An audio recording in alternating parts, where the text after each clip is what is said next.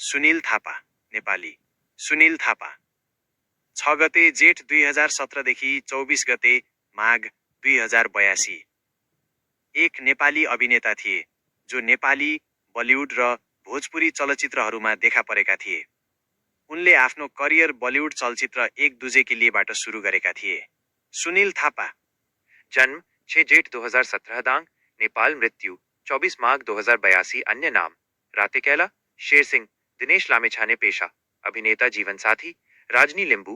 थापा सन्तान 2। उनी नेपाली सिनेमामा खलनायकको भूमिकाका लागि विस्तृत रूपमा चिनिन्थे र उनले मोसन पिक्चर अवार्ड नेपाल सहित धेरै पुरस्कार जितेका थिए। उनी एभरेस्ट फिल्म एकाडेमीका अध्यक्ष पनि थिए। सुनिल थापाको 24 गते माघ 2082 मा हृदयघातका कारण निधन भयो।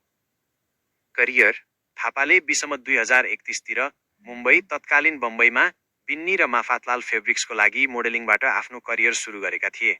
उनी खेलकुदमा पनि संलग्न थिए र उनले आइसिएल क्लब बम्बई र ओर्के स्पोर्ट्स क्लबको लागि व्यावसायिक फुटबल खेलेका थिए। उनले जेएस म्यागजिन, जुनियर स्टेट्सम्यानको लागि फोटो पत्रकारको रूपमा काम गरे र विसम्मत 2031 मा भुटानको राज्याभिषेकको समाचार समेटे। विसम्मत 2071 मा मेरी कोममा उनको भूमिकाका लागि उनलाई फिल्मफेयर अवार्डमा सहायक अभिनेताको रूपमा नामाङ्कित गरिएको थियो। मृत्यु सुनिल थापाको 24 गते माघ 2082 मा काठमाडौँको नोर्विक अस्पताल थापाथलीमा उपचार हुँदै गर्दा हृदयघात भएपछि निधन भयो।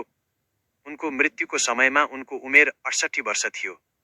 नेपाली चलचित्र उद्योगमा उनको मृत्युले गहिरो शोक छायो, जहाँ उनलाई सबैभन्दा प्रभावशाली चरित्र अभिनेताहरूमध्ये एक मानिन्थ्यो। विशेष गरी नेपाली सिनेमामा प्रतिनायकको भूमिकालाई पुनर्परिभाषित गरेकोमा चिनिन्थ्यो।